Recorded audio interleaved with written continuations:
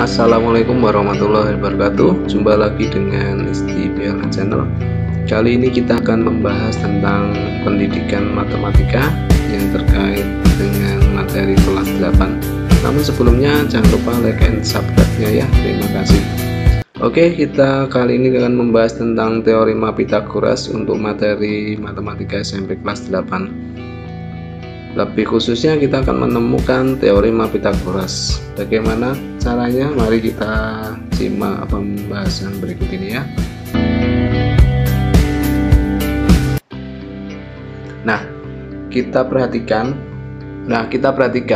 ya, kita akan menemukan teorema Pythagoras ya. Namun sebelumnya kita harus mengingat dulu segitiga siku-siku pada gambar berikut. Nah, ini segitiga siku-siku. Tentunya apa yang harus diingat? Satu, bentuknya ya, ada sudut siku-sikunya di sini, sudut siku-siku. Kemudian ini sisi alas ya, sisi alas atau A gitu ya. Ini sisi tinggi atau T, dan ini sisi miring atau M.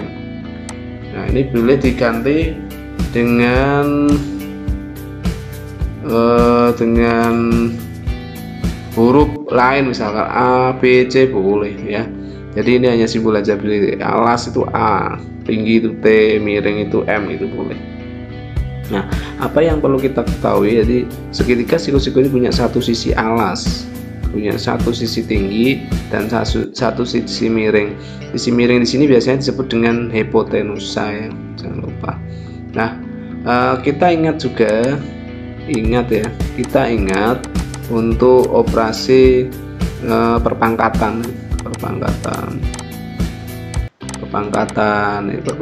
apa? Jika A kuadrat berarti A kali A. Kemudian bentuk akar kuadrat ya, akar kuadrat. Nah, misalkan akar kuadrat dari 4 berapa? 2, ini harus tahu. Akar kuadrat dari 25 berapa? 5. Ini harus tahu, mengingat ini ya. Nah, kalau tidak tahu caranya ya dihitung ya, di pound faktor dan seterusnya. Oke ya, selanjutnya kita akan menemukan rumus teorema ya dengan penjelasan berikut ini ya. Nah, pada penjelasan ini ya diketahui ini ada segitiganya siku-siku tadi ya, segitiga siku-siku tadi ini dimisalkan ini, kalau ini diberi nama A, B, C. A nya yang sebelah sisi tinggi, B nya yang sisi alas, C nya sebelah sisi miring, tidak masalah. Jadi huruf ini bisa ditentukan sendiri, kamu tidak suka dengan A, B, C dikasih dengan X, Y, Z juga boleh ya. Nah, ini diibaratkan dikaitkan dengan satuan luas ya. Misalkan ini ada 3 kotak satuan luas itu ya 3 kuadrat, berarti di sini ada 9 ya, 1 2 3 4 5 6 7 8 9 ya. Ini ada berapa ini? 4 kali 4. Nah, ini ada 16. Di sini ada 5 kali 5 20. Nah, ini ilustrasinya ya, ilustrasinya untuk menemukan teorema Pythagoras ya. Ilustrasinya itu menggunakan satuan luas. Jadi luas pertama ya, ini luas pertama ya, C kali C, jadi C kuadrat. Luas kedua, ini luas kedua ya, A kali A, jadi A kuadrat. Luas ketiga ya, B kali B, B kuadrat. Ini hanya ilustrasi ya. Nah, jadi selanjutnya, nah ilustrasinya seperti ini, kita lihat, perhatikan. Jadi jika luas 1 itu bisa dihasilkan ya dari bagaimana ya, jadi seperti ini ilustrasinya. Jadi luas 2 dimasukkan ke luas 1 tadi, kemudian luas yang ketiga juga dimasukkan, apakah bisa sama ya, ilustrasinya begitu. Jadi apakah bisa masuk semua kotaknya, apakah pas. Nah, ini adalah ilustrasi ya. Jadi luas-luas satuan pada persegi-persegi kecil itu dilepas-lepas, apakah bisa masuk semua menutupi bersih-bersih yang berwarna biru tadi yang diilustrasikan dengan luas 1 pada sisi miring tadi. Nah, apakah pasti ini dimasukkan semua?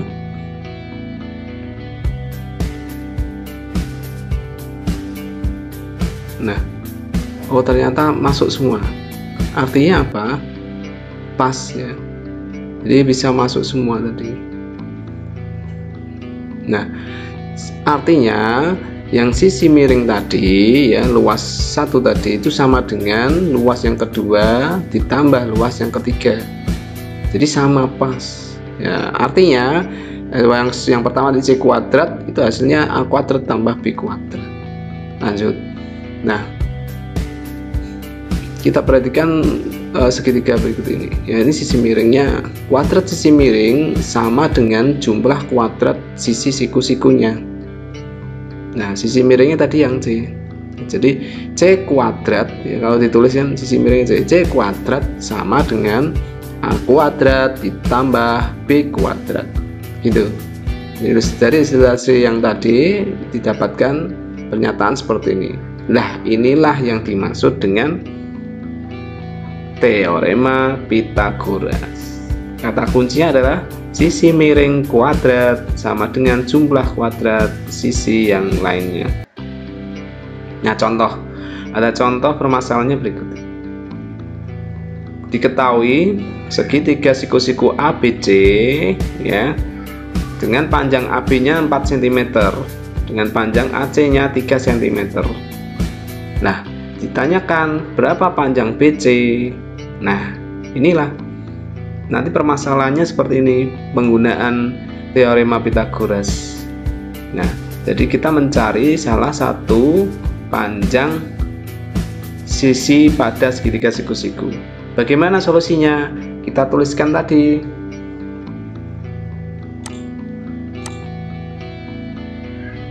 Kita tuliskan ya. Jadi berarti ini yang ditentukan adalah sisi miring. Sisi miringnya kalau berdasarkan gambar ini namanya BC. Berarti BC kuadrat. Ini kan sisi miring kuadrat kan begini.